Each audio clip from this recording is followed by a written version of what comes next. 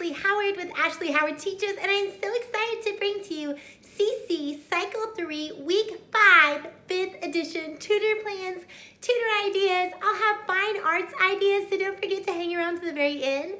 I will also have review game ideas. All right, so if you haven't yet, would you please hit that subscribe button so that you don't miss a week of CC planning or homeschooling planning. I do lots of homeschooling reviews on different curriculums, different ideas about homeschooling. So if you homeschool, then please subscribe. And also let me know, how many years have you been tutoring? How many years have you been homeschooling? I absolutely love to hear from you. All right, so let's get started with math. All right, so for math this week, we're doing 9s and 10s. So I love getting these out. Now, these are free printable for you. Check out the description below. I also have all of my classroom supplies, my favorite laminators, egg shakers, all sorts of different stuff. So don't forget to check out that below. But you can laminate these. I have a laminator listed below too. And these are so good to start with. So we go 9, and so I'll have them point. I usually put a little sticker on their finger, and they can point to the numbers as they go along. And their finger is their pointer. So they'll have a little star sticker, and they put it on there and then count by 9. And then after we have gone through them a couple times, I'm going to hand each one of them a ball. Now I like to have them sitting down just so that it doesn't get crazy. And what they're doing is just going to do some simple juggling. So they're going to go 9, 18, and they're going to grab it with their hand. First, what I like to do is get different pointers. Now you can use anything. Sometimes I use puppets in my bag, so I'll have like 5 or 6 different pointers. So when they grab them out, they think they're so funny because one might be a flamingo puppet and one might be a fishing pole. So they get to put their hand in there and pull it out, and that gets to be their pointer, and they get to come up to the board and point to different ones. Now for my last activity, what I like to do is have them sit on the ground. I give them each a ball. Now I know this is gonna be kind of crazy, but it's just something fun to do for them to practice one last time with their math. So what they do is they have the ball in one hand and they're gonna catch it with the other hand. Now usually I'll either have them sit down or stand up depending on how crazy the classroom is, but they'll just pass it from hand to hand and we'll all practice saying our 9s together. So it's kind of a fun way to end our 9s. Now for 10s, I will have them grab a partner. So they'll do high 10s and then low 10s. So they'll go 10 and then they'll go down for a low 10, 20, and they'll bend their legs to the ground. And so they'll keep doing that. And then for the next one, I'll have them do jump high 10s with their partner. So you're gonna jump in the air and give them 10s as they say their 10s. So that's what we will start with for our 10s. What we'll do for our 10s is I like to tape on here. So I either use a Sharpie if I have a ton of these, or I just use a white piece of paper and tape over it, or you can laminate it and put it on here, but I just do the 10s. I give each person a block in line, and we say them together as we put it on the tower and let it grow bigger and bigger, and if it falls over, they laugh and have fun with it. And then we can practice putting them out to the side and doing it that way, and then practice building them back up again. So that's how we're gonna do our 10s today. So our math is super easy, really fun, and very hands-on. That's the way I love to do things. All right, so let's move on to science. All right, so for science today, we're talking about our 5 senses. So I like to do this to the tune of head, shoulders, knees, and toes. So it'll go something like this: sight, hearing, taste, smell, touch, taste, smell, touch. And then we'll have them point to the different things that they use those for as they go. So we'll do that one, and then we'll go from our slow speed to our quicker speed to our quickest speed that we can say them. You can also change the volume from low volume, like a mouse voice, to a very loud voice. And they have fun with that as well. So that is how we will do our science this week. Another fun thing to do is to put up a picture of a boy and a girl, and they each have a little pointer finger, and they can point to the different senses as they go along. Right, let's move on to English. Now this one will stick with you forever. It sticks with me every year. My kids already know it before I started teaching them with this again this year. So I know it'll happen for you too. So we do to be, okay? So we're gonna go to be, MRS was where being been. So we're gonna go like that. Now, I didn't make up that tune, of course, but that's how we're gonna go. And so we'll go slower and we'll go faster, and we're gonna go through and sing that song several times.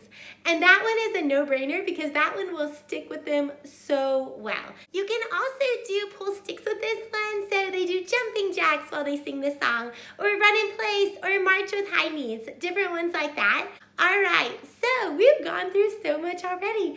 Now let's move on to Latin. Now Latin is very wordy this week, so I wanted to make it something fun. So for the slightly younger kids, what I like to do is I like to put the Latin on the board and just have them in pieces of paper, already printed out and laminated, Latin on Latin pieces and then English pieces. And then what we'll do is I'll have all the Latin ones magnetized on the board already, and each student gets to pick to put one up on the board for the English version. And we'll show them where to put it, and then we sing them all together. So they get to say the words as they put the English on there, and then we're going to sing a song with it. All right, when I know I have something that's a little bit more difficult, I like to bring out a fun activity like a parachute. So what we'll do is I'll have the parachute and we'll say our Latin as we shake our parachute really quietly. We'll say them, and then we'll go a little bit higher, and then we'll go all the way up in the air and say them, and then we might sit under our parachute and say them. So just something to make it a little more hands-on and fun.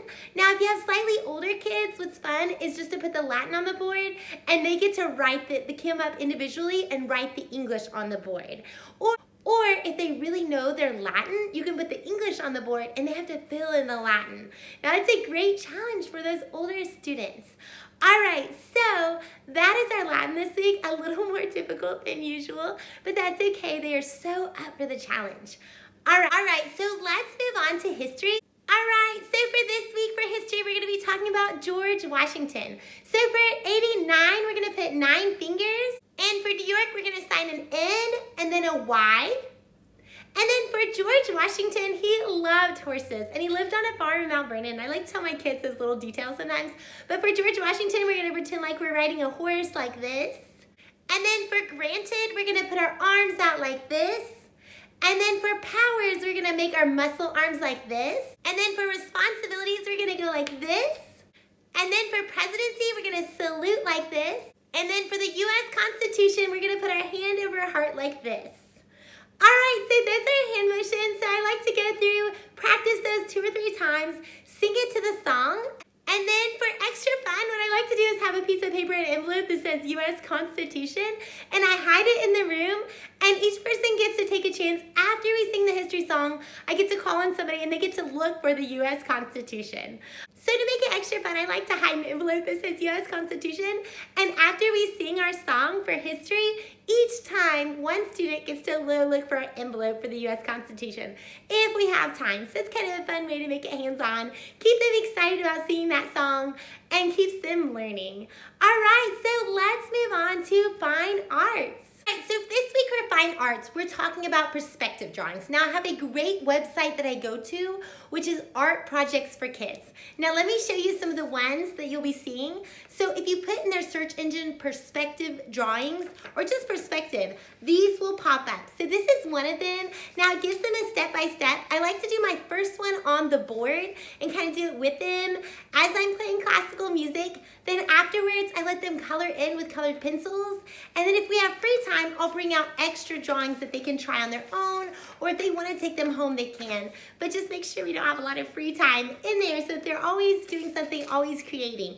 So here's another one. Now these are really easy. You'll talk about your horizon line and how it separates your 2 areas. You'll talk about your vanishing point. Talk about how things are bigger in the front and they look smaller as they get farther away. So you're going to draw things smaller as they get farther away.